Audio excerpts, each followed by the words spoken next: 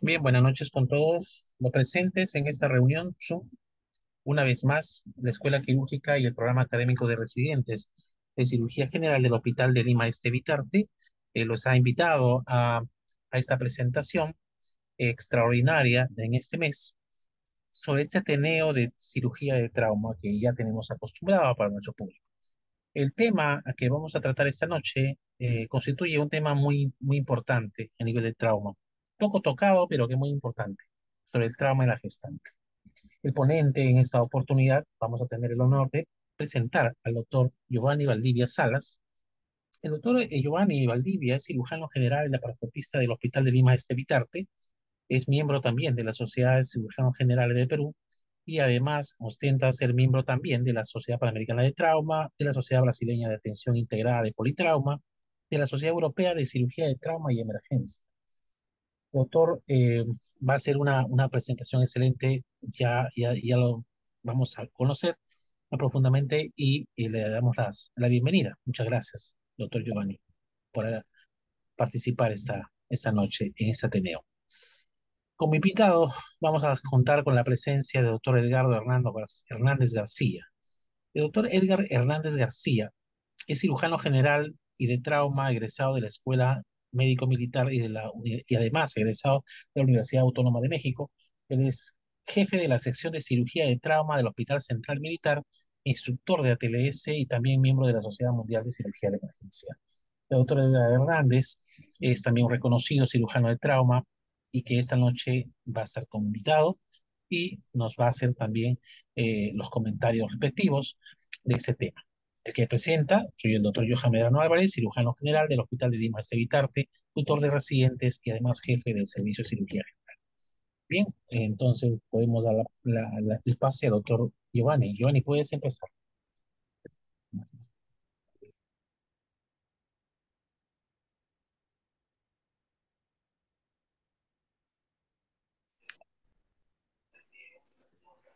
escuchas, doctor Giovanni?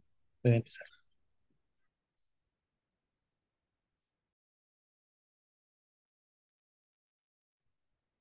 Estás en mute. Pues tu micrófono, Giovanni, por favor. Sí, doctor, buenas noches. Disculpen. Sí, muy buenas noches, doctor Medrano, ¿no? Buenas noches con todos los participantes. Esta noche voy a presentar trauma en la gestante. Es un tema, bueno, con pacientes con poca incidencia, pero en verdad con alta mortalidad.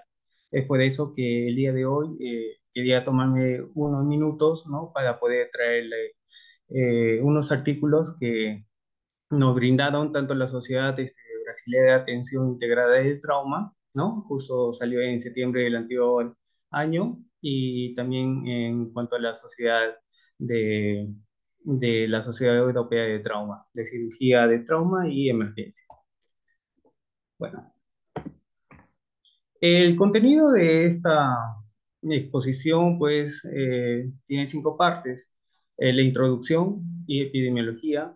Segundo es la anatomía y cambios fisiológicos, que son muy importantes conocerlos para poder atender a este tipo de pacientes. El mecanismo de trauma, que se va a centrar principalmente en temas que no son de violencia y los no violentos, la evaluación y el manejo, la parte más importante, y las recomendaciones para tomar y tocar y tratar de estos pacientes. Bueno, esta es una fotografía que no está tan nítida, pero que encontré, ¿no? Donde se evidencia pues a una paciente gestante que tiene la marca, ¿no? De una llanta de un vehículo, una situación crítica, una situación que en verdad creo que no me gustaría encontrarme en mi guardia, y para eso es esta exposición, ¿no? Para poder tratarlo, no tener ningún problema al efectuarlo. Eh, Puntos a tomar en cuenta. La TLS en la 10ª edición, eh, en el capítulo 12, ¿no? Que es trauma en la gestante y violencia doméstica, nos recalca, ¿no? Que el embarazo causa cambios fisiológicos y anatómicos que involucran a casi todos los sistemas del cuerpo. Tenemos que recordar que estamos tratando a dos vidas, a dos pacientes, que es la madre y el feto. Obviamente siempre hay que darle prioridad a la madre, según todas las guías que nos recomiendan. Debe considerarse que toda mujer en edad fértil está embarazada hasta que se demuestre lo contrario. Y bueno, siempre debemos evaluar a estos pacientes profesionales especializados, ¿no? Capacitados, principalmente un cirujano y un ginecobstetra. También la Sociedad Brasilera, ¿no?, de Atención Integrada de Trauma nos hace recordar que es importante priorizar la reanimación materna, ¿no?, para garantizar el resultado óptimo tanto de ella como del producto. Tenemos que realizar una observación prolongada. Si no contamos con unidades adecuadas, coordinar el traslado del paciente a un centro capacitado. No sé si es que les habrá pasado, pero siempre que llega un paciente, una gestante, ¿no?, que sufre una caída o alguna contusión, pues creo que nuestro servicio, como el de ginecología, trata en la manera para pasarlo, ¿no? Y de verdad eso no debería ser así. Debemos tener más cuidado con estos pacientes. La mayoría de los exámenes auxiliares o de imágenes no suponen daños en el producto. Ya más tarde les voy a recalcar cuánto es la radiación que puede obtener una paciente eh, a través de estos exámenes. Bueno, en cuanto a la epidemiología, la incidencia de traumatismo durante el embarazo va a rondar entre el 6 a 8% y los traumatismos graves van a rondar entre el 3 al 6% de estos casos. 3 a 4 gestantes por cada 1000 eh, van a requerir hospitalización y de estos el 60% va a culminar en un parto pretérmino. Es la principal causa de muerte materna obstétrica en el mundo y está asociado hasta en un 20% de muertes maternas en los Estados Unidos. Son cifras muy preocupantes, ¿no?, a tener en cuenta. Las lesiones traumáticas van a complicar uno de cada 12 embarazos y es la principal causa de muerte materna no obstétrica en el mundo, asociado con hasta el 20% de muertes maternas, esto en los Estados Unidos. Los factores de riesgo que vamos a encontrar es la edad menor de 26 años, una etnia afroamericana o hispana, nivel socioeconómico bajo, una atención prenatal mínima o nula en el primer trimestre y la ausencia de un seguro médico. Bueno, la anatomía y los cambios fisiológicos es un punto que debemos saber y pues me voy a demorar un poco en esto, ¿no? Ya que hay varios cambios anatómicos en el embarazo. El doctor Sakamura, no, perdón, eh, nos da estos cuadros donde resume todos estos cambios, donde la vía aérea va a producir un edema y va a ser más friable. Por eso es que hay que considerar a los pacientes gestantes como una vía aérea difícil y va a ser una intubación difícil. Es por eso que siempre una paciente gestante debe ser asumido, ¿no?, por un profesional capacitado con experiencia para efectuarlo. El útero, pues el útero se va a extender, ¿no? Va a ser extrapélvico a partir de las 12 semanas, ¿no? Y va a llegar a la línea al ombligo, ¿no?, a partir de las 20 semanas. ¿Qué significado clínico nos trae? Que, bueno, contusiones directas en el abdomen bajo pues, pueden llegar a causar una ruptura uterina. Es por eso, y también cuando ya estamos en el tercer trimestre, vamos a generar, va a haber una compresión de la vena cava inferior y va a disminuir lo que es el retorno sanguíneo, ¿no? Por eso es que es importante saber cómo tratarlo. La vejiga también va a volverse extrapélvica, va a ser más superior y anterior. Por eso es que también cuando hay contusiones directas podemos encontrar una ruptura vesical y hay que tener mucho cuidado. También va a generar como cuadros compresivos, ¿no? Va a haber una hidronefrosis fisiológica que obviamente no necesita un tratamiento en ese momento. El diafragma también va a estar de 2 a 4 centímetros por encima de lo normal.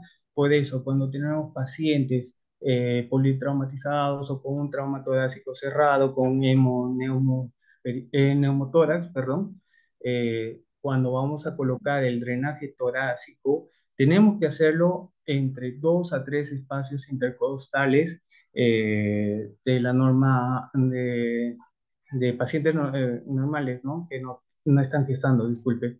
Es decir, en el tercero, en el tercero o segundo espacio intercostal. Parece muy alto, pero podríamos ayudar a introducir el drenaje si no lo hacemos en el abdomen. Ha habido muchos casos.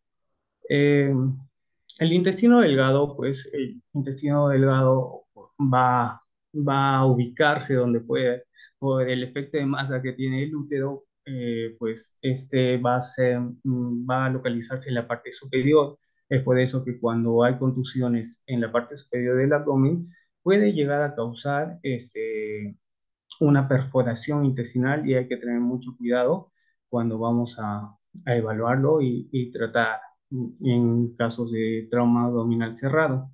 El peritoneo pues es laxo, va a distenderse de acuerdo al útero. El problema es cuando tenemos traumas abdominales, pues va a haber un sangrado. Ese sangrado no se va a controlar. ¿Por qué? Porque el peritoneo no va a ayudar a englobarlo, a localizarlo y en casos de fractura de pelvis o sangrados retroperitoneales, pues ese sangrado va a ser masivo y va a continuar porque también hay alteración en lo que es la coagulación. Finalmente, los ligamentos, ¿no?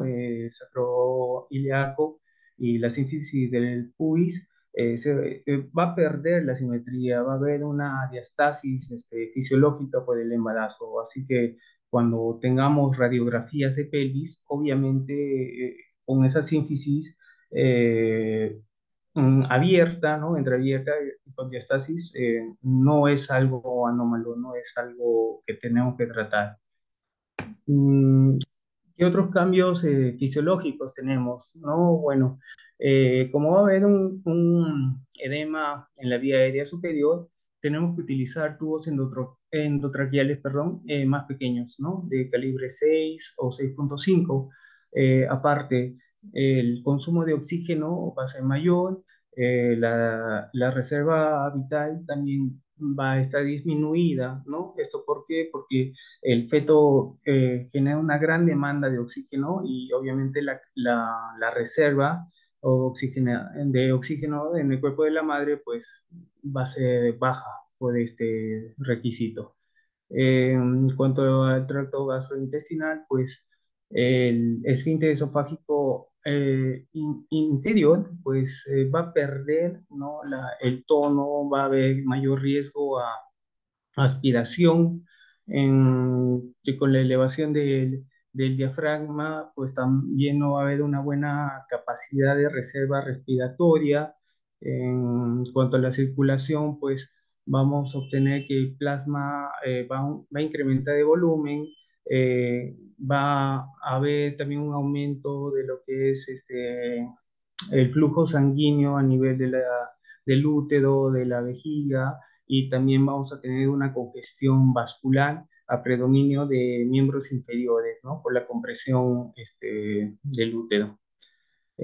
También en cuanto al sistema renal, ¿no? Pues va a haber una mayor presión de bicarbonato, va a disminuir la creatinina sérica y es por eso muy importante que los valores de creatinina deben ser más bajos. Es decir, una gestante con una creatinina, por ejemplo, de 1,2, pues no es normal. No es algo adecuado, ya que por todos estos cambios fisiológicos debe ser inferior a ello.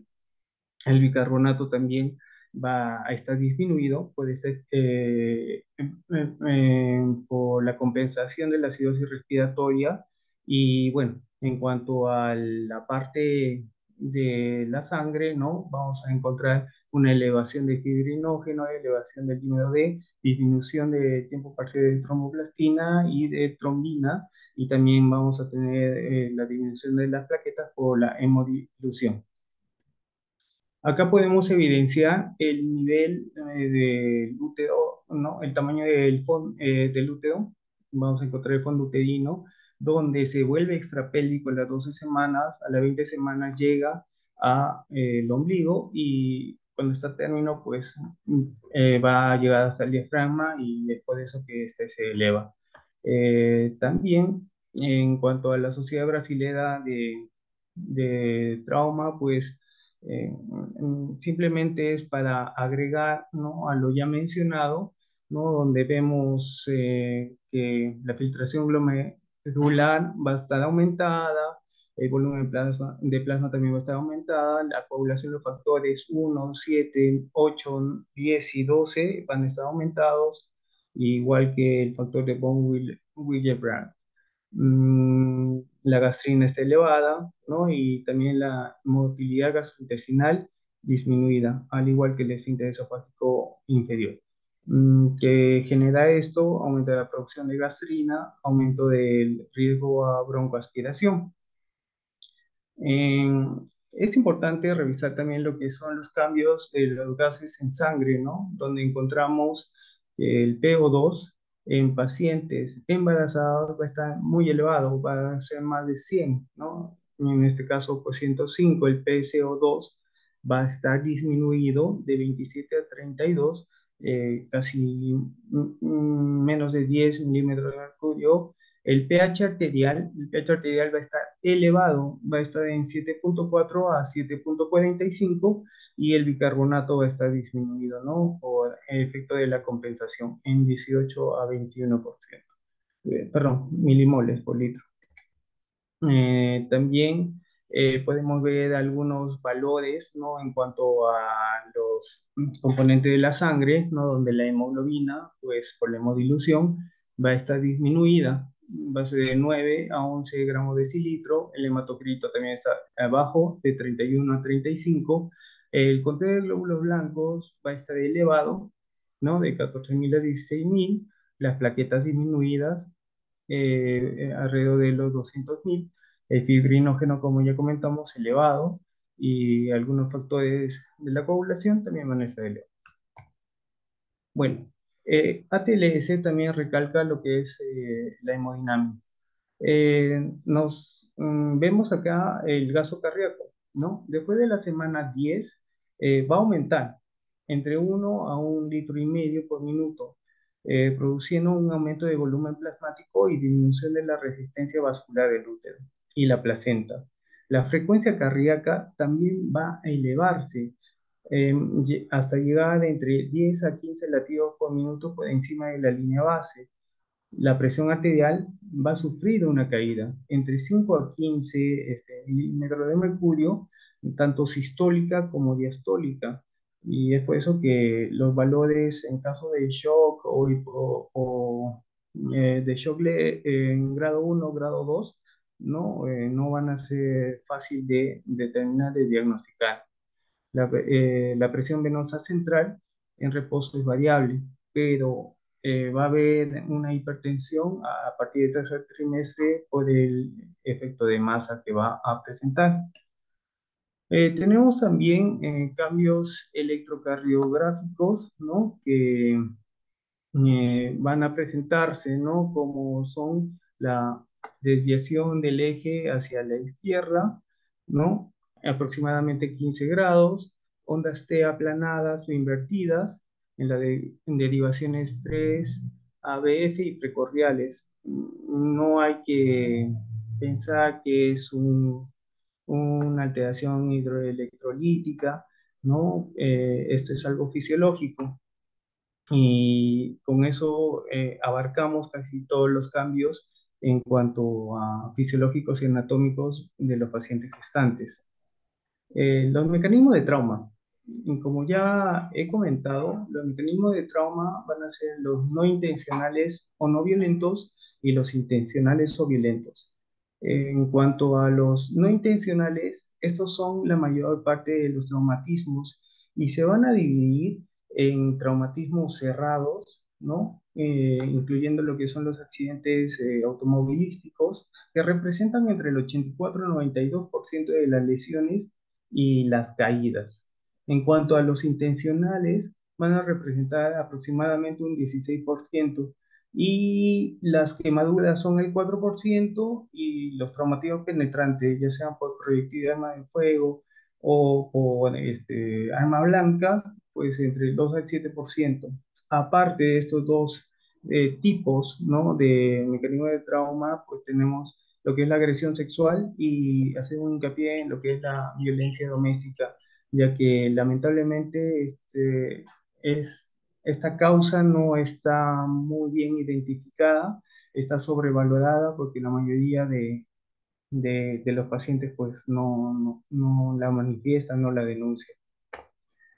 Hay que recordar que la violencia doméstica va a generar restricción al crecimiento, en el crecimiento fetal, anemia, tabaquismo, uso de otras drogas, la prematuridad, la muerte fetal y, bueno, ya complicaciones ginecológicas como la ginecobstétrica, perdón, ruptura prematura de membranas y el desprendimiento prematuro de la placenta. En cuanto a la evaluación y el manejo, eh, es, este punto se va a manejar al igual que un paciente no gestante. Se va a efectuar lo que es el ABCDE o sea BDE de acuerdo al tipo de causa que va a generar el trauma. Entonces, encontré este esquema que me pareció muy bueno y que simplifica todo el manejo que tenemos que saber en estos pacientes, ¿no? Donde después de nuestra evaluación primaria, ¿no?, con el ABCDE, podemos dividir a estos pacientes en tres grupos: pacientes estables, inestables y pacientes en paro cardiorrespiratorio por trauma. Comenzamos con los pacientes inestables. Los pacientes inestables vamos a catalogar en este grupo a los que tienen algún problema con la vía aérea, pacientes con un TEC grave, ¿no?, con un Glasgow menor a 8, pacientes que tienen una presión arterial por debajo de 80/40 o una frecuencia cardíaca menor de 50 o mayor a 140 y una frecuencia cardíaca fetal menor a 110 o mayor a 160. Al catalogarlo y diagnosticar a estos pacientes en este grupo, pues tenemos que actuar rápidamente. En cuanto a pues tenemos que hacer una intubación temprana, considerando los tubos endotraqueales pequeños, ¿no? 6.5.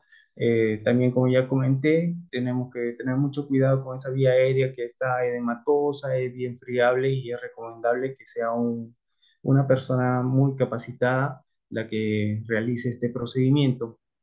En cuanto a la respiración, el suplemento oxigenatorio es primordial, ¿no? Por la gran demanda que genera la gestación, nosotros tenemos que brindarle un soporte oxigenatorio rápido y mantener la saturación de oxígeno mayor a 95%. En caso de detectar algún problema a nivel del tórax, ya sea un neumotórax o un hemotórax, es muy importante efectuar lo que es la colocación del tubo de drenaje torácico, como ya comenté, 2 a 3 espacios intercostales por encima del habitual. En cuanto a la circulación, ¿no? Necesitamos hacer una estabilización, colocar vías periféricas, accesos intravenosos eh, por encima del diafragma, idealmente a nivel de los miembros superiores. Si es que el paciente está en un grado de shock, ¿no?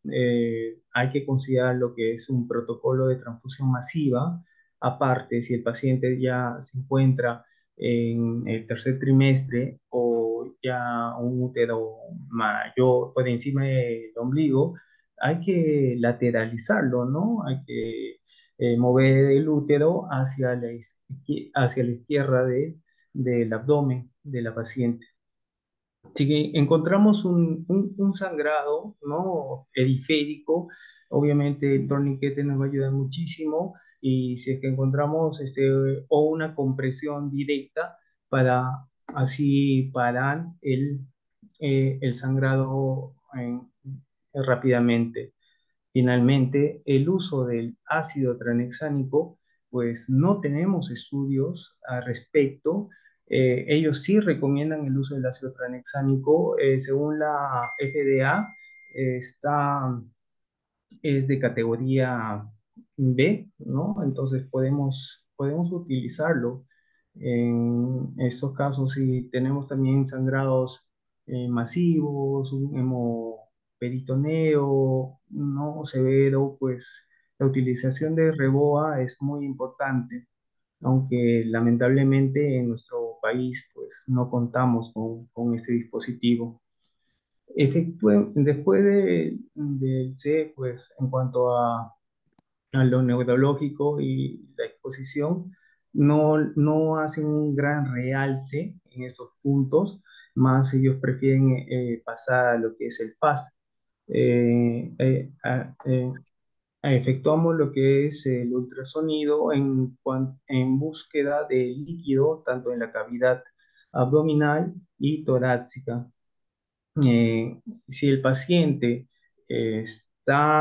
lo recuperamos con todas estas maniobras, está más estable, podemos efectuar una radiografía de tórax o una radiografía de pelvis si es necesario.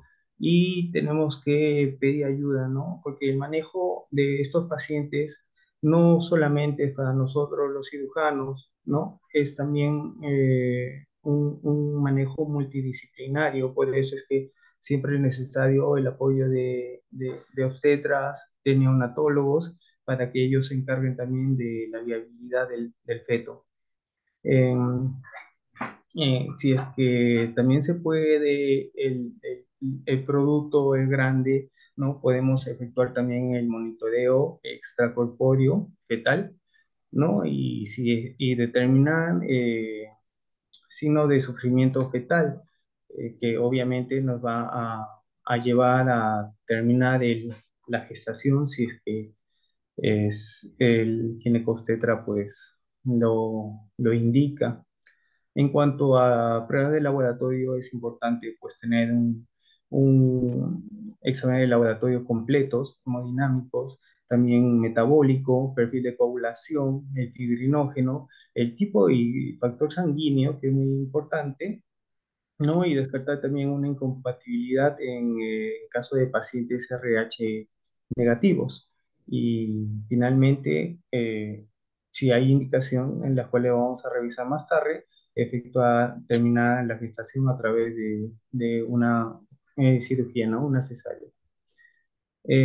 Cuando este paciente no podemos recuperarlo, obviamente entra en shock, tenemos el paro cardíaco, ¿no? En este caso, pues ya no vamos a buscar solamente una vía intravenosa, vamos a buscar hasta una vía intraósea. Sí o sí tenemos que efectuar el protocolo de transfusión masiva, ¿no? En estos casos que no sabemos si el grupo y factor sanguíneo, tanto de la madre o el feto, pues lo ideal sería con sangre O negativa, pero lamentablemente no tenemos, ¿no? En la mayoría de nuestro banco de sangre. Así que es un punto a recalcar. Eh, si es que vemos y evidenciamos que este paciente es tributario de una toracotomía de emergencia y vemos al paciente que hizo el paro, pues es indicativo. Si podemos salvarle la vida a esa madre, a esa gestante, pues deberíamos de efectuarlo y iniciar lo que son las maniobras de soporte vital avanzado. La intubación temprana, la lateralización del del útero hacia la izquierda y bueno, si es que a las maniobras que efectuamos, ¿no? De soporte vital avanzado, pasan 4 minutos y el feto es mayor a 23 semanas, pues esto tendría que terminar en una cesárea perimortem, ¿no? Obviamente tenemos que pedir ayuda a los obstetras y los neonatólogos para la atención del neonato. En cuanto a pacientes estables, bueno, podemos pasar a lo que es la revisión secundaria, ¿no? Donde vamos a sacar más datos, hacer una correcta anamnesis, pedir antecedentes y con ello, pues, poder ayudar más a los pacientes. Estabilizamos la vía endovenosa, siempre una gran recomendación es efectuarlo por encima del diafragma, solicitar los laboratorios ya mencionados, efectuar lo que es el FAS, ¿no? También, como el paciente está estable, también podemos valorar lo que es el feto y si es que es indicatorio, amerita y el paciente, como ya mencionamos, está estable, pues podemos efectuar una tomografía. En cuanto, si determinamos que hay una incompatibilidad RH, pues tendríamos que ya brindar el tratamiento a través de inmunoglobulina D, ¿no? De ROGA. Y finalmente, iniciar una monitorización extracorpórea fetal. ¿Cuánto tiempo tenemos que valorar y observar a estos pacientes? No sé si es que les habrá pasado, pero cuando viene algún tipo de paciente gestante que sufre una caída leve, pues prácticamente le dan de alta y la mandan a su casa pues a los minutos. En estos casos, ¿no? Las últimas guías nos recomiendan mínimo monitorizarla unas 4 horas cuando es un trauma menor. ¿No? ¿A qué nos referimos con un trauma menor? Pues cuando no evidenciamos alguna lesión física, ¿no? Corporal, cuando no hay alguna alteración en lo que es la frecuencia cardíaca fetal y cuando no encontramos, o cuando hay contracciones, pero estas no son cada 10 minutos, ¿no? Son más dispersas. En caso de que encontremos alguno de esos signos, pues tenemos que efectuar una monitorización de 24 horas, ¿no? Que a esto lo consideramos mayor trauma. En estos casos también que hace hincapié en lo que es lo que encontramos físicamente, ¿no? Donde podemos saber con hematomas o algún mm, signo de una contusión abdominal, si es que hay un sangrado vaginal, ya sea escaso o abundante, pues o una ruptura de membranas, pues obviamente el paciente tiene que quedarse en observación por 24 horas. Sé que es muy difícil, sé que es muy complicado debido a que nuestros hospitales están colapsados, pero eso es lo que las guías nos indican y creo que deberíamos tomar en cuenta, ¿no? Para evitar alguna complicación de esos pacientes. También, si es que hay, por ejemplo, alguna alteración en la frecuencia cardíaca fetal, pues no podemos mandarlo a su casa, ¿no? Obviamente es un manejo más especializado para los ginecobstetras. Y el fibrinógeno, si lo encontramos por debajo de 200, tampoco podemos mandarle al hogar.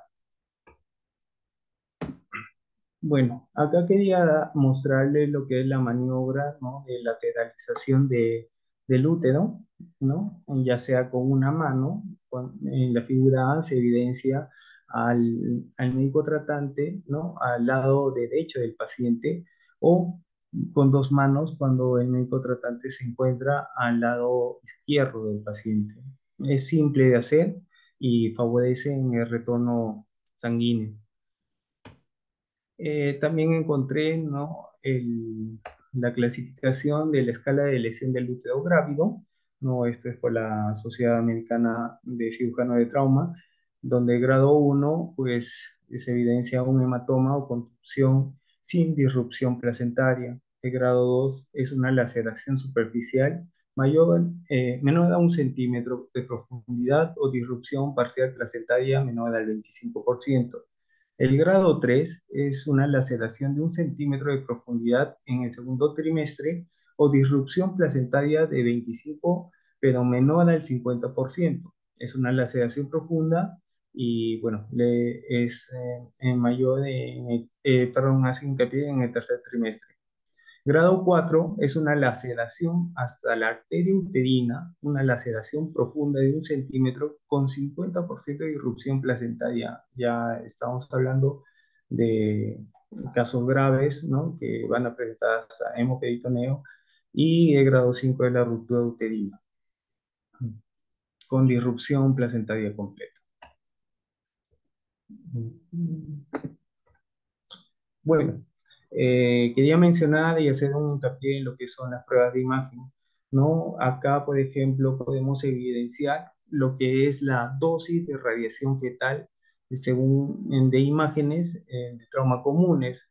Vemos estudio, la Sociedad, perdón, de Obstetras y Ginecólogos de Canadá, ¿no? Y la Sociedad, Asociación Oriental de Cirugía de Trauma, nos mencionan que una radiación en un feto de 50 miligray o de 5 RAT, que es unidades de radiación adquirida, ¿no? Genera poco riesgo de teratogenicidad o pérdida fetal. Entonces, vemos los exámenes de acuerdo a la dosis fetal en miligrays, donde el único examen que podría causar algún daño, ¿no?, en el feto sería la tomografía pélvica. Esto también mencionan que son cortes de 1 centímetro, es decir, casi tomografías habituales que hacemos todos los días. Yo de verdad en varios hospitales, ¿no?, tenemos el temor de pedirle una radiografía a estos pacientes, pero como se dan cuenta, las radiografías tienen un daño mínimo que vamos a generar a los fetos, es decir, no hay ningún problema si es que los efectuamos, y obviamente no es pedir por pedir, sino que tienen que estar bien justificados, ¿no? Mm. ¿Qué papel puede jugar la ecografía? Bueno, la ecografía es muy importante, ¿no? Es posible utilizar la ecografía en una sala de trauma, en la emergencia, en un consultorio, en todo lado, si es que contamos con este instrumento, obviamente, ¿no? Este examen debe durar entre 3 a 5 minutos y busca, en cuanto al FAS, ¿no?, líquido en regiones abdominales y torácicas. ¿De qué consta el FAS, no? O sea, nosotros principalmente tenemos que hacer una sección longitudinal del cuadrante superior derecho. Vemos cómo se encuentra el hígado, cómo se encuentra el riñón derecho, vemos el espacio de Morrison, si hay líquido o no hay líquido, ¿no? Efectuamos un corte longitudinal en el cuadrante superior izquierdo, ¿no?, donde evidenciamos lo que es el vaso, el riñón izquierdo, y si es que hay si es que hay líquido, ¿no?, en el espacio esplenorrenal. Tenemos también secciones transversales de la región suprapúbica, ¿no?, en buscar líquido retrovesical, en el fondo de saco de Douglas, que son las zonas más importantes donde se va a llegar a coleccionar el líquido. También efectuamos una sección transversal subsifoidea, ¿no?, para evidenciar el pericardio, si es que este está tiene líquido, consta con líquido o no, y también vemos a través de este corte el hígado, pero del lado izquierdo. Así que es importante efectuarlo. Y finalmente, cortes longitudinales en los ápices y las bases torácicas derecha e izquierda. Ápices para encontrar neumotórax y bases para encontrar este derrame pleural. También podemos efectuar el EFAS fetal, donde eso ya es parte de la evaluación secundaria, donde vemos la presencia de latidos fetales, la posición de la placenta, el volumen de líquido amniótico, ¿no? Y finalmente la longitud del fémur. ¿Por qué la longitud del fémur? Porque la longitud del fémur es la mejor medida, perdón, para estimar la edad gestacional en el tercer trimestre. Si vemos un fémur mayor a 4 centímetros, el feto es viable. Bueno, dos puntos importantes son las indicaciones de cesárea de emergencia, donde si la paciente está con signo de inestabilidad, de inestabilidad o hay un compromiso uteroplacentario, disminución del bienestar fetal, pues son las indicaciones para efectuarla. Y la cesárea pedimortem, pues es una gestante en paro cardiorrespiratorio que estaba más de 4 minutos y bueno, si el producto es mayor a 23 semanas, como ya lo mencionamos, pues tenemos que efectuarla. Acá una imagen, ¿no? De una cesárea pedimortem. Bueno, algunas recomendaciones, ¿no? Que podemos, para terminar, ¿no? Es determinación de la violencia domiciliaria y el uso correcto de cinturón de seguridad. Como ya evidenciamos, ¿no? O sea, estos dos puntos son las principales causas que se podía evidenciar en estos casos de trauma. Por eso es que la sociedad brasilera, ¿no? De atención integrada del trauma, pues nos brindó dos sugerencias que son, ¿no? Preguntas directas y preguntas indirectas que se pueden efectuar en los controles prenatales y así poder evitar y llegar a esta situación. Y finalmente, el uso, ¿no? El uso correcto del cinturón de seguridad.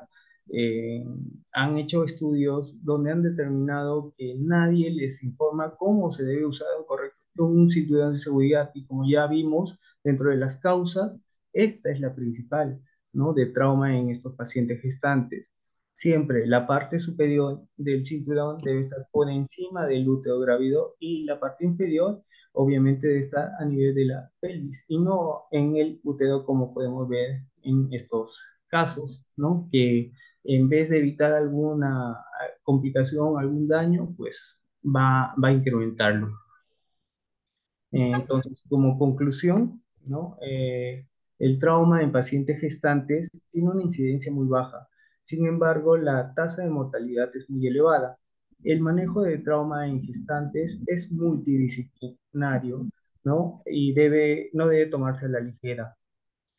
Tres, debemos realizar una correcta identificación de lesiones mortales y estar capacitados para resolverlos. Si no es posible coordinar el traslado a un centro, si no, pues tenemos que coordinar el traslado a un centro adecuado. Esto si es que el estado del paciente, pues, lo permite.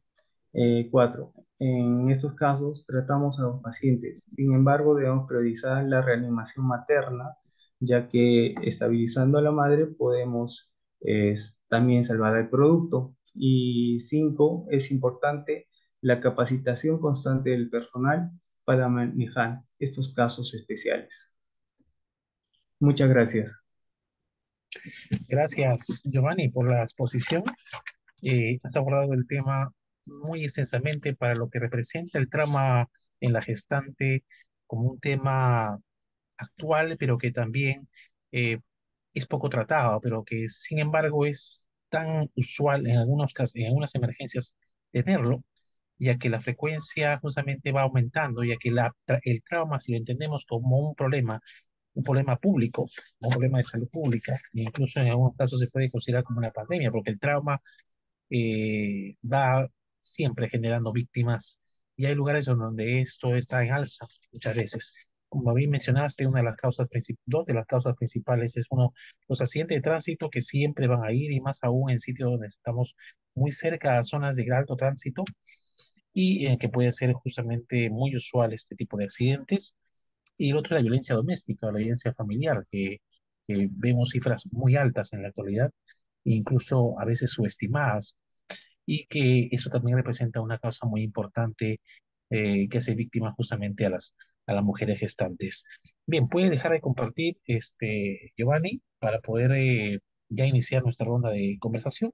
Tenemos al doctor Edgar Fernando Hernández García con nosotros. Buenas noches, Fernando. Hola, ¿qué tal? Muy buenas noches.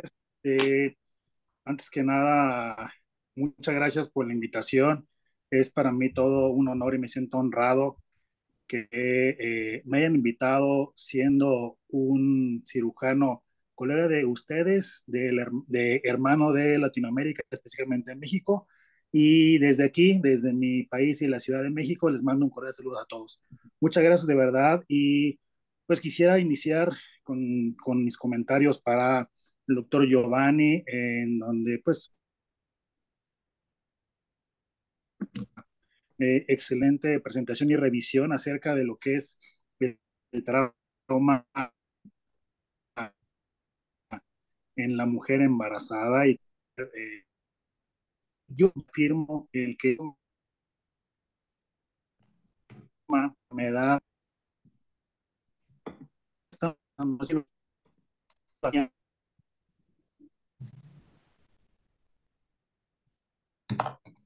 tecnología cada vez más es lo que provoca que esto se consiga una pandemia y que no haya un Fernando, ahí un poquito tu audio como que se va muteando por ratos.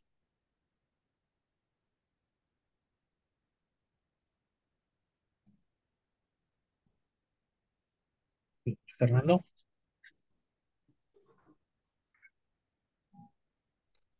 bien. Parece que Yo tiene problema de conexión, me parece, Fernando. sí, Si estás ahí, ahí está. Ya volvió. a ver. perdón, creo que se me fue el wifi, como Sí, decimos actualmente, sí, y están, ya, pues ya, nos, ya nos estamos por están un aquí. poquito noruegos. Dime, Entonces, te escuchamos. sí, entonces tengo unos comentarios que Ya, quisiera ser muy puntual con respecto a la presentación. así es. Primer punto, quisiera que todo el foro, y tanto en Perú, en Latinoamérica, en todos lados, el término de trauma cerrado ya ha quedado en desuso. Si bien Mm. todavía en algunas revisiones o libros o literatura, todavía me menciona ese término ambiguo ya actualmente, el término correcto para todos ustedes es trauma contuso, porque tenemos un trauma penetrante y el otro es. Entonces, primer punto, ese nada más es como entre paréntesis. El segundo punto, el trauma en la embarazada, sí en algunas ocasiones lo llegamos a subestimar. Y con respecto a unos puntos que comentó el doctor Giovanni, es la observación o el hospitalizar a este tipo de pacientes es muy importante. Yo creo que no tiene que ver, eh, probablemente no las semanas de gestación, no tiene que ver probablemente tanto si fue trauma leve o fue trauma grave, ¿verdad? Con respecto a lo que comentó el doctor. Aquí tiene mucho que ver, y es muy importante para todos, es el mecanismo de trauma. Si fue un trauma de alta energía o de baja energía, porque hay que llegar a recordar que son dos pacientes, no solamente es la mujer. Si bien la prioridad siempre va a ser la madre, si bien la prioridad siempre va a ser salvar a la mamá y posteriormente al producto, vaya, no deja de ser preocupación tener a dos. Entonces, yo sí recomendaría, por ejemplo, si tenemos una paciente embarazada, que ahorita es muy común, aquí en mi país es muy frecuente ver mujer embarazada en motocicleta. O sea, ya desde ahí, ahí lo que les digo, o sea, ¿en qué cabeza cabe? Sin embargo, ocurre. Entonces, caídas de moto, atropellamientos, accidentes en vehículo automotor. Entonces, sí, no subestimar el que en los estudios de imagen iniciales probablemente no encontramos una lesión orgánica grave, sí dejarla hospitalizada. Y otro punto importante que comentó el doctor Giovanni es el latido cardíaco fetal. O sea, el latido cardíaco fetal, desde que llega al cubículo de choque en el departamento de urgencias, es muy importante evaluarlo junto con los signos vitales de la mamá. A veces, por enfocarnos en el ABCDE, no checamos o damos por hecho de que el producto está bien. Sin embargo, es muy importante estar evaluando porque de inicio a lo mejor en los primeros 10 minutos hubo un latido fetal. La mamá refiere que, digo, si es un producto de más de 20 semanas o 22 semanas, sí refiere el movimiento, pero ya llevamos media hora, llevamos 40 minutos y de repente se nos olvida, ¿verdad? Y ya la mamá ya no percibe el movimiento o no estuvimos monitorizando el latido fetal y ahí es cuando ya hay un sufrimiento, ¿verdad? Y entonces es cuando se actúa o entra todo esto que comentó el doctor Giovanni muy acertadamente, en donde la evaluación o si el producto es viable, la valoración del ginecobstetra en ese lapso es muy importante también. Entonces, no subestimar el mecanismo de trauma, que para mí sería lo más importante en la evaluación de estos pacientes. Otro punto que comentó el doctor Giovanni y que sí existe estudios, y hay un estudio muy grande del ácido tranexámico, es un estudio que hizo a nivel mundial de más de 20,000 pacientes del uso del ácido tranexámico, y sí, si bien se utiliza para el sangrado masivo, para el trauma grave, junto con la activación del protocolo de transfusión masiva. Entonces, pero sí está avalado, sí está confirmado. No sé si en Sudamérica ya lo usen con mayor frecuencia. Acá en México tiene muy poco que se empezó a emplear, e inclusive que se empezó a comercializar, porque un problemita que tenemos o que teníamos en comparación de Estados Unidos, que fue de los líderes en el uso del ácido tranexámico, es que es un medicamento muy barato en Estados Unidos. O sea, la ampolleta vale $1.50. Si hacemos el cambio realmente es muy económico. Entonces, esa parte de la mercadotecnia es lo que hace o hizo que no hubiera tantos estudios porque era muy barato, pero es muy útil en cualquier tipo de paciente, inclusive en la embarazada. Y pues creo que eran los puntos importantes que quería yo reforzar de lo que dijo el doctor Giovanni, sino Sí, subestimar la evaluación a la par madre-producto es muy importante y siempre, como dice la TLS, ante cualquier situación y que el feto ya no es viable o que tiene un sufrimiento, vamos por la mamá primero, ¿sí? Todo lo que nos mencionó de los estudios de laboratorio, parámetros hemodinámicos, siempre es también tenerlos en mente, porque a lo mejor la mujer embarazada llega con una frecuencia cardíaca probablemente de entre 80 y 100, ¿verdad? Y a lo mejor no está en relación a un trauma, está en relación a la compensación del producto, ¿no? O la presión, etcétera. Entonces, muy importante, bien, doctor Giovanni, y nuevamente les reitero mi agradecimiento y el honor de estar con ustedes aquí desde la Ciudad de México. muchas gracias, Fernando. Sí, justamente enfocaste muy bien esos puntos tan vitales para poder entender que el paciente que nos va a venir o nos ingresa por la emergencia, pues es una paciente que tiene estos cambios fisiológicos ya de por sí por la misma gestación y que el trauma tiene que ser enfocado primero a ella y también secundariamente al producto. eh, Entender ese binomio que es importante, no desmerecer tampoco el producto que obviamente ya tiene, de acuerdo de esta edad gestacional, porque puede ser también que nos puede llegar a la emergencia pacientes, de hecho, en estado de gestación que no conocen, que de repente pueden tener tus 12 semanas y todavía no tienen seguridad de que si están o no gestando y nos damos cuenta en el momento, o una prueba, obviamente, de gonadotrofina coriónica y con el antecedente de repente de retraso menstrual una vez sacado por historia clínica. Y obviamente ya para ello ya le hemos ingresado y metido pues, medicamentos y hecho algunos estudios incluso. Y dentro de esos estudios nos mencionaba justamente y el temor de siempre, ¿no? La radiografía. Oye, teníamos mucho temor con respecto a la radiografía, que el gol estándar era la ecografía y que la radiología obviamente podía ocasionar ciertos problemas. Y más aún después ya con la llegada de la tomografía, más aún todavía, ¿no? El gran temor de que si la debemos usar o no la debemos usar. De hecho, entramos, conocemos que la tomografía es en pacientes estables, y obviamente el uso o de repente el abuso de esto podría ocasionarnos problemas con el producto fetal. ¿Cuál es tu experiencia en ese punto, estudio por imágenes, Fernando? Sí, bueno, con respecto que entra dentro del abordaje del ATLS y los estudios, aquí, pues bueno, sí vuelvo a recalcar lo del mecanismo de trauma. Si fue una caída de propia altura, un resbalón en casa, en la vía pública, y aparentemente no hubo una lesión o la energía no fue tanta, pues bueno, probablemente lo que marca el ATLS, las radiografías básicas, cervicales, tórax y pelvis, y hasta ahí, ¿verdad?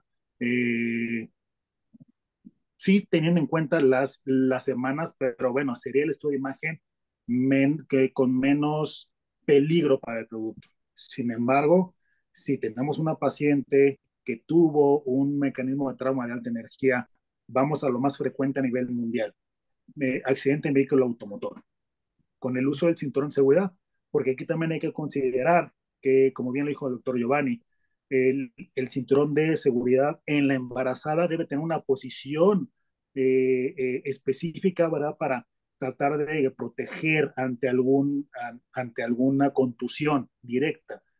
Entonces, ante hablando de un trauma de alta energía, bueno, bueno, pero más bien considerar que sí se tiene que hacer esa tomografía. Probablemente iniciando con ultrasonido FAST, sí lo tenemos a la disposición, ¿verdad? Que es el estudio menos invasivo. Eh, Tratar de evaluar aquí de acuerdo a las semanas de gestación, como también puso la imagen de hasta dónde llega el útero, hasta dónde se sube. Va a depender mucho de la experiencia del radiólogo, ¿verdad? En si alcanza a ver líquido libre, si el útero no está muy grande o está bastante ocupado la cavidad abdominal.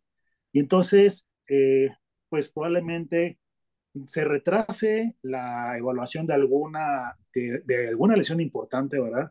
Y al fin de cuentas vamos a terminar en la tomografía probablemente, ¿verdad? Considerando si la paciente está estable. Recordando aquí este punto, que la tomografía únicamente se realiza en pacientes estables, no pacientes inestables. Y aquí, como decimos aquí en México, ante la duda no hay duda.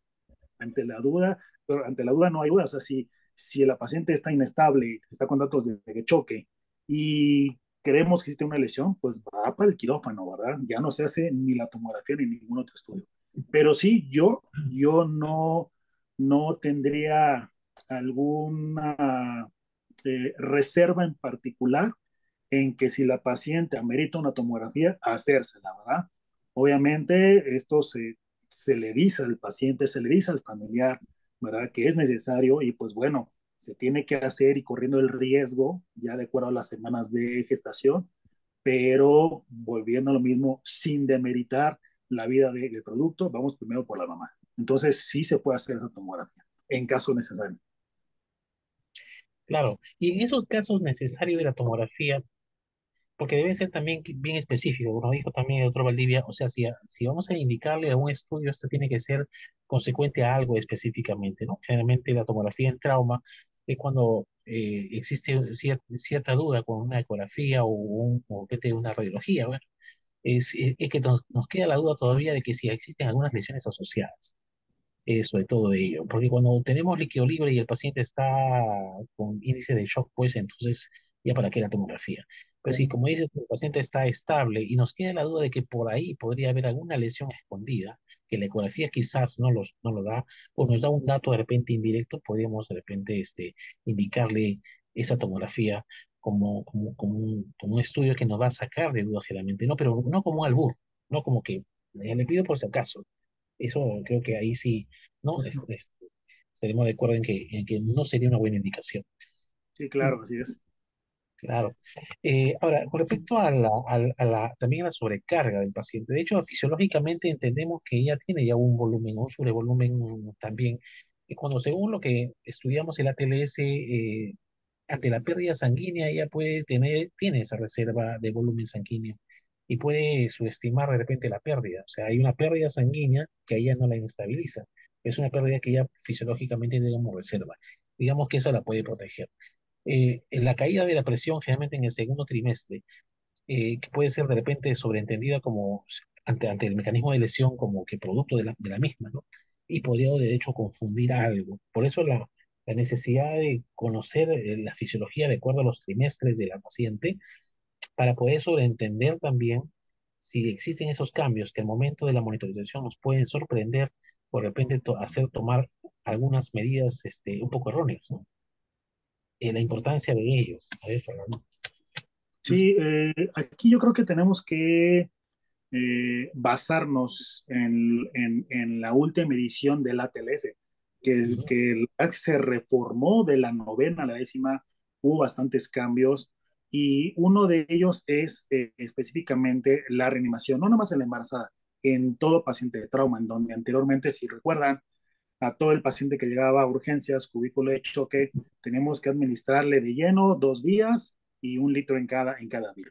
Ahora esto ha ido cambiando pues ahora con lo que sabemos de la hipotensión permisiva, de la paciente embarazada.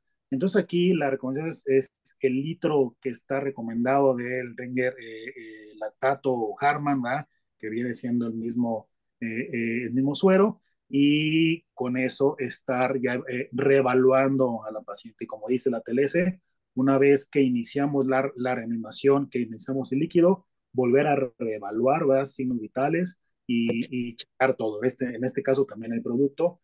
Y si ante cualquier cambio hemodinámico, como bien lo dijo el doctor Giovanni, inclusive que recordemos, ¿verdad? Digo, ya somos cirujanos, pero nos acordamos de lo básico de ginecobstetricia, ¿verdad? Que inclusive es el cambio de posición hacia el lado izquierdo, por lo que dijo el doctor Giovanni, ¿verdad? De cómo está compresa, cómo hay comprimiento de la cava. ujú, Entonces, al cambio de la posición, entonces pudiera ser que la presión eleve o que haya ese cambio que pudiera estar en relación a la posición, ¿verdad? Si es que ya es un embarazo del tercer trimestre, pero ujú. sí está reevaluando. Y aquí, pues, ante cualquier cambio hemodinámico de hipotensión principalmente, sí, tal vez ahí es donde entra el criterio de que hacemos o no hacemos otro estudio un poco más invasivo o más específico para saber por qué esa caída de la presión arterial. Ultrasonido obstétrico es muy importante porque igual y la paciente no tiene una lesión orgánica, ¿verdad? Aquí en los cursos de trauma y en las conferencias que algunos de ustedes supongo que ya me sigue cada jueves, yo les digo que golpe o porrazo, hígado o vaso. Hay que pensar siempre en eso. Entonces, pudiera ser que no lo tenga la paciente embarazada, y se me ocurriría, digo, por un caso que ya tuvimos nosotros aquí en el hospital, es que el trauma o la caída de altura provocó un desprendimiento de la placenta y que si bien no tiene sangrado transvaginal evidente, eso pudiera estar en relación a la caída de la presión arterial. Entonces, el ultrasonido no fast, sino también obstétrico es importante en esos casos. Y sí, la activación multidisciplinaria de los servicios es importante, va el gineco. Ahí a lo mejor pues el tacto vaginal no es tan objetivo o no está recomendado porque si tiene el tapón y es el que está aguantando, al hacerse nosotros vamos a hacer que la sangre, pero que la paciente tenga una hemorragia importante. Entonces sí, considerar esas situaciones, y el tema es muy bonito, el tema del trauma en la embarazada es muy bonito, es difícil y puede llegar a ser complejo, tanto médicamente como social o moralmente, porque el operar a una paciente que viene con lesiones, y a lo mejor no abdominales y torácicas, pudiera ser un trauma craneoencefálico, hematoma epidural. Yo he operado 5 pacientes, por lo menos en un año y medio, con embarazos tanto tempranos como avanzados, y que han tenido inclusive 2 de ellas trauma cráneoencefálico con hematomas epidurales y trauma abdominal. Entonces, se puede llegar a ser un poco complejo socialmente, inclusive para la familia, con el esposo, con la mamá de la paciente. Vaya, todo ese círculo social implica que entren muchos servicios, ¿verdad? Para poder afrontar esas lesiones. Bien, nosotros como cirujanos de las lesiones y la familia, pues por la pérdida de un producto, ¿verdad? Que la mayoría de las veces llega a ocurrir. Pero un tema bastante interesante, ¿eh? La verdad es que es bonito Sí, hablar de este tema y no hay por muchos foros, se comenta, ¿eh? Sí, sí, justamente veo y no existen muchos. De hecho, este tema, como al inicio lo mencioné, es poco tratado, porque cuando llega ese momento de poder atender un trama, y eso que acá existe en nuestro público, residentes de mi hospital, por ejemplo, que espero también que pregunten en algún momento, eh, porque quizás no les ha tocado o quizás les ha tocado alguna vez, pero el momento decisivo es que siempre el cirujano se echa para atrás cuando tiene que ver que existen dos vidas allí. Y como que dicen, puedo pasar el límite de la moral o la ética o no si es que este paciente ingresa a sala. Así que, claro, el momento en que el paciente ingresa a nuestro tópico o a trauma shop, el efecto multidisciplinario es que el ginecobstetra también esté allí. Entonces, y que no solamente, claro, esté ahí el de laboratorio, de rayos, o sea, todo el efecto multidisciplinario para atender a esa paciente. Y cuando se decide entrar, entramos primeramente para salvar la vida del feto, o tenemos que priorizar, como cirujano, priorizamos la vida de la madre. Pero ¿qué efectos después de ello inmediatamente puede tener sobre ese producto? Entonces, estamos en esa duda, ¿debemos hacerlo o de repente conservar y debemos seguir observando? Porque es más fácil de un paciente que no tiene ese producto fetal y puede decidir drásticamente como cirujano que el paciente tiene que ingresar a la sala. Pero nos detenemos un poco y pensamos, ¿no? Entonces decimos, le echamos la pelota al ginecobstetra y a ver si decide si entramos en conjunto o qué dice él y ahí eso, de todas maneras, en algún momento de la historia de la emergencia, pues nos vamos a tener que enfrentar, ¿no? Tanto como cirujano o tanto desde el punto de vista de ginecobstetra, ¿no? No sé si te ha pasado eso, Gerardo. Y claro, claro, sí, le digo que en los últimos casos, digo, ya la experiencia y de Mm, atender ahí de todo en mi hospital, algo que les puedo recomendar a ustedes, colegas, tanto cirujanos como residentes de cirugía, aquí el cirujano es el líder. El cirujano, ujú, como dice el manual de la TLS, el cirujano es el que lidera la atención de estas pacientes. El criterio quirúrgico en trauma siempre va a ser del cirujano. Si tenemos ya diagnosticado, ya sabemos qué lesiones tiene y la paciente tiene que entrar a cirugía indiscutiblemente, independientemente sea cabeza, tórax, abdomen, sí tener al ginecobstetra ahí presente. Al neonatólogo, como dijo también Giovanni, también es muy importante porque si hay que hacerle la cesárea en el quirófano, tiene que estar ahí el neonatólogo para la reanimación o intentar hacer lo que se tenga que hacer con el producto o con el feto, dependiendo de la semana. Pero sí estar siempre en comunicación con la familia, en comunicación con nuestros compañeros, ¿verdad? La toma de decisiones es en conjunto, pero principalmente la que más va a pesar es la del cirujano, si es que hay una lesión importante. Si solamente tiene una lesión que compete al ginecobstetra, vaya, la decisión va a ser de él, ¿verdad? Nosotros pudiéramos, inclusive, ¿sabes qué? Yo entro, te ayudo a la cesárea, pensando en el caso que les dije, un desprendimiento de la placenta, yo entro, te ayudo y sirve que por ahí reviso, ¿verdad? Que no tenga alguna lesión intestinal, una lesión en el meso, ¿verdad? Que pudiera ser no tan grave, pero aprovechamos en ese momento.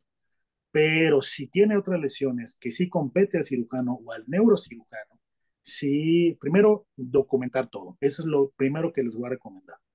Poner una nota de revisión del expediente de las lesiones y que con base a eso se tiene que operar, obviamente, considerando que primero salvamos a la mamá y después al producto.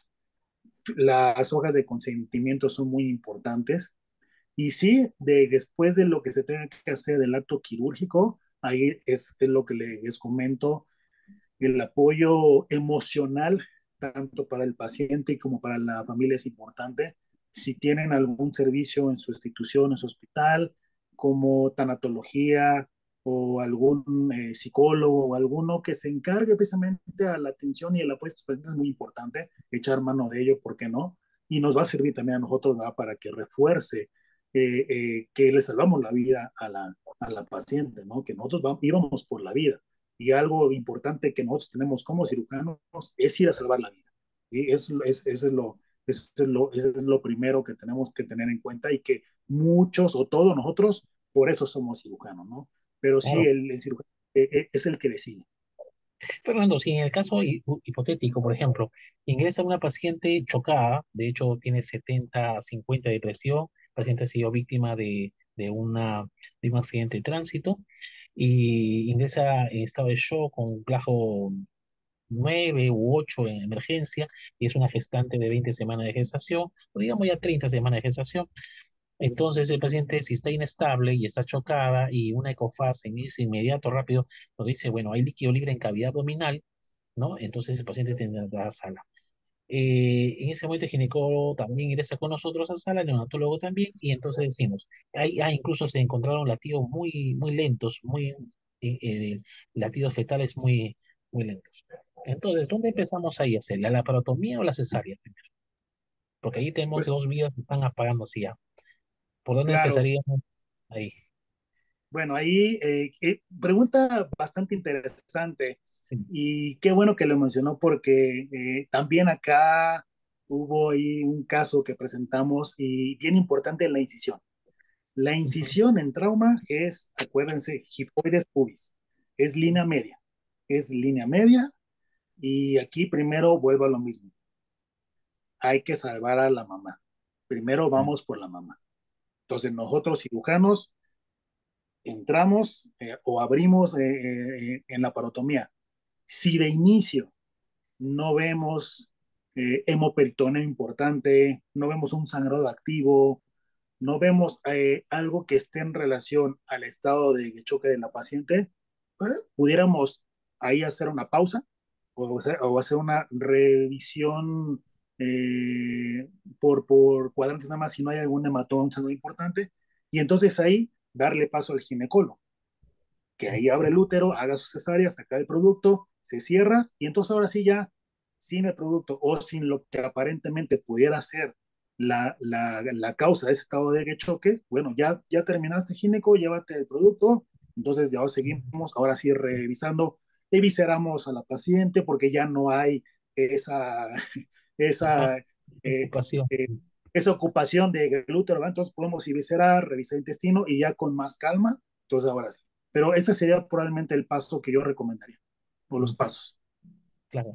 El doctor Aníbal Pinchi, jefe residente de nuestro hospital de servicio de cirugía, y nos pregunta si hay alguna consideración con respecto a consideración especial si la paciente fuera tributaria de algún manejo no operatorio. Ok, igual una pregunta interesante y que actualmente el manejo no operatorio para ciertas lesiones es muy importante y aquí es donde viene el uso de la tomografía. Si tenemos la paciente estable que no ha presentado datos de choque en urgencias y le hicimos una tomografía y encontramos estos dos ejemplos, una lesión hepática grado 3 o una lesión esplénica grado 2, 3, que no hubo algún blush evidente del medio de contraste en alguno de estos dos órganos, el hemoperitoneo es escaso, esos pacientes van a un manejo no operatorio. Nada más que hay que considerar que el manejo no operatorio puede llegar a resultar un poco más difícil que un manejo operatorio. El manejo operatorio como cirujanos abrimos, vamos, atendemos y ya, y lo resolvemos. El manejo no operatorio hay que considerar esto y para todos. Primero debe tener o debemos estar disponibles las 24 horas. El cirujano inicial, el que atendió a la paciente y el que diagnosticó, debe estar disponible las 24 horas y debemos de tener un quirófano también disponible las 24 horas. ¿Por qué motivo? Ok, esa paciente se hospitaliza, hay que estarla monitorizando continuamente, ponerle un monitor a la mamá y ponerle un monitor al feto o estar haciendo la medición del latido cardíaco fetal constantemente. Tomar gasometría y biometría hemática seriada, por lo menos la gasometría es cada 4 horas junto con la biometría, no tan obligadamente porque sabemos que la vida del hematocrito son 6 horas, pero sí la gasometría y un ultrasonido sí cada 4 a 6 horas. Estar monitorizando sus signos vitales es bien importante.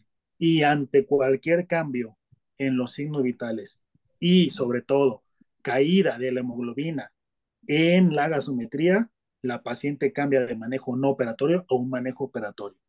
No se diga, en este caso de la embarazada, que si durante la monitorización del latido cardíaco fetal hay también algún cambio, ginecología o ginecobstetricia evaluar ese feto y ya él decidirá si requiere una cesárea por algún sufrimiento fetal. Pero por eso es que es muy importante contar con el cirujano y con la sala de operaciones permanente. Entonces, Claro. eso comprende manejo no operatorio. Ujú, perfecto. Giovanni, si deseas hacer un comentario. Bueno, doctor varios. Sí, sí, a ver, Quería, ya te veo que estás un tanto aguantando tus preguntas o comentarios. A ver, coméntanos. sí. Bueno, doctor, primero, casos especiales, ¿no? La duda de lo que es el hemoperitoneo. Como ya mencioné, por los cambios anatómicos, tenemos la vejiga alta. Una vejiga que sufre una conducción directa puede romperse y podemos tener orina en la cavidad. El útero también puede romperse, ¿no? Puede una contusión directa. Entonces, en esos casos, obviamente, eh, tenemos que actuar, ¿no? El paciente está estable, está tranquilo, pensamos que es un daño, por ejemplo, un trauma hepático grado 1, ¿no? Y no hacemos nada, pero obviamente la orina va a causar daño y peor, si es que el útero está dañado, pues el feto prácticamente ya va a perderse. Mencionamos también lo que es el FAS, ¿no? El FAS no solamente nos enfocamos en el líquido o sea, de la madre, el líquido en el tórax, también he mencionado sobre el FAS fetal, ¿no? Donde vemos principalmente lo que es la frecuencia cardíaca fetal, ¿no? Que ahí vemos sufrimiento fetal, es mucho mejor. Vemos lo que es la placenta, si que hay algún daño en la inserción de la placenta. Obviamente eso lo efectúa mejor un ginecólogo que nosotros, la cantidad de líquido amniótico y la medición pues, del fémur en caso de que tengamos dudas en cuanto a la edad gestacional, ¿no? Después, el uso del ácido tranexámico, doctor Hernández, era sobre pacientes, estudian en pacientes gestantes, o sea, utilización de ácido tranexámico en gestantes no hay, no es lo que mencionan las 2 guías, yo de verdad no pude buscar ampliamente, pero sí, o sea, es categoría B. Podemos usarla, obviamente que tenga en un rango menos de 6 horas que sucedió el trauma, ¿no? O sea, si pasa este tiempo, ya para qué, ¿no? He visto varios casos donde pasa un día, pasa 2 días y están iniciando recién el ácido tranexámico, cosa que no va a traer algún beneficio. Recordar que si tenemos un trauma contuso leve que causa un desprendimiento parcial de placenta, ¿no? Podemos llegar a causar una coagulación intravascular diseminada, un cuadro severo, ¿no? Alteración del perfil coagulación. Entonces, ¿qué usamos? Plasma. Recuerden que el plasma es categoría C según la FDA. Entonces, el plasma hay que tener mucho cuidado al usarlo porque podemos causar alguna reacción, ¿no? De inmunoglobulinas principalmente. Por eso, esos serían algunos comentarios que quería acotar, ¿no? En cuanto a la pregunta del doctor Pinchi, pues, como ya mencioné, ¿no? Un paciente estable, puedes encontrar líquido, ¿no? Simplemente hay que continuar con la monitorización, ya sea en hospitalización, como mencionó el doctor Hernández, hacer un monitoreo fetal extracorpóreo continuo, ¿no? Y así evitar identificar, perdón, algún tipo de sufrimiento fetal o alguna inestabilidad hemodinámica de la paciente, la madre, ¿no? Para tomar acción. Eso. Gracias, Giovanni. Si hubiera algún residente que desea preguntar algo o comentar,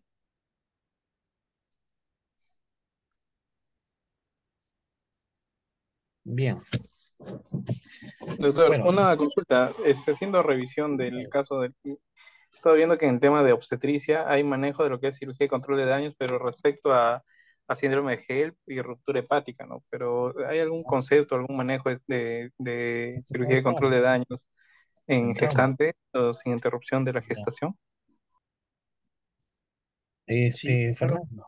Sí, sí, claro. La cirugía de control de daños aplica tanto el paciente no embarazada como el embarazada. El control de daños, aquí quiero hacer ese énfasis. Siempre y cuando no haya un compromiso del producto, llámese una lesión hepática, una lesión esplénica, lesión intestinal o lo que sea, el control de daños aplica de la misma forma. Manejo del abdomen abierto, inclusive el manejo del abdomen abierto se puede emplear obviamente con su cuidado específico de la protección del útero, ¿verdad? Y manejo de la presión es importante, pero el control de daño se aplica para el paciente universal, por así decirlo, pero se puede llevar a cabo. Ujú. Eh, Bien. Eh, bueno, te voy agradeciendo entonces, Fernando, siendo ya hora y media de la reunión, pero ya hemos quedado pues satisfechos por estos comentarios, la exposición de Giovanni sobre este tema. De verdad te estoy agradecido, muy agradecido por haber aceptado participar en este Ateneo de Trauma que ya llevamos varios años haciéndolo y regularmente también, en vista de que también vamos a tener ahora en agosto nuestro Panamericano de Trauma en la ciudad de Lima, no sé de ahí, y ahí pues vamos a tener a los grandes cirujanos de trauma del mundo y bueno, estamos así, en ese modo ya, justamente. Y tratamos estos temas justamente enfocados para residentes o cirujanos generales jóvenes que ven que el trauma es un tema muy interesante, muy apasionante. Creo que no nos va a dejar de apasionar este punto y bueno, estamos enfocados en ello. Ahí en tus palabras de finales, Fernando. Sí, muchas gracias. Nuevamente agradecido por la invitación, de verdad. Todo un honor para su servidor el haber sido invitado Ajá. de otro país, ¿verdad? Todo un gusto. Qué bueno que les puedo compartir un poco más de conocimiento y la experiencia, ¿verdad?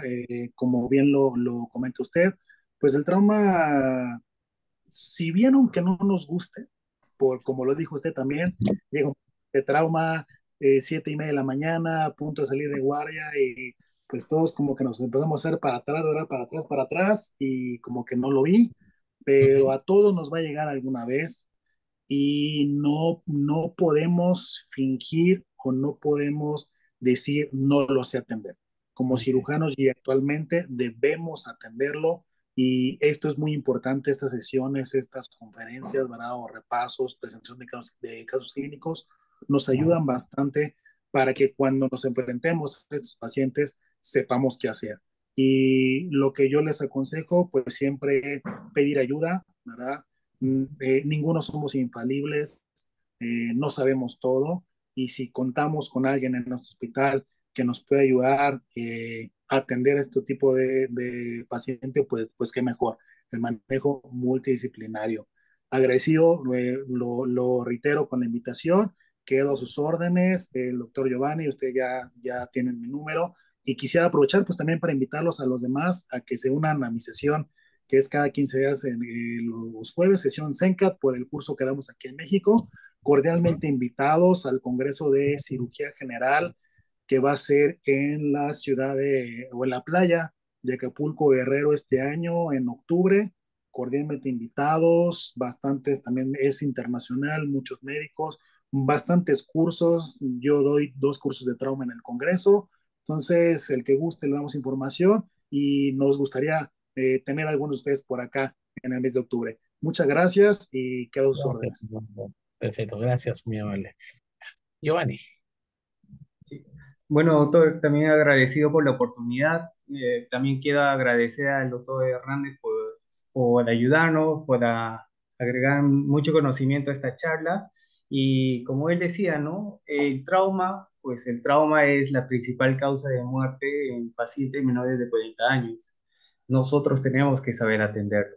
Tenemos que salvar a estos pacientes y con menos secuelas, ¿no? Así que, de verdad, a los cirujanos jóvenes que están, ¿no? Que se dediquen pues a esta causa, porque la verdad, si se dedican a otra como el oncológico, pues lamentablemente pues las secuelas y el pronóstico no es tan bueno como estos pacientes que sufren de trauma.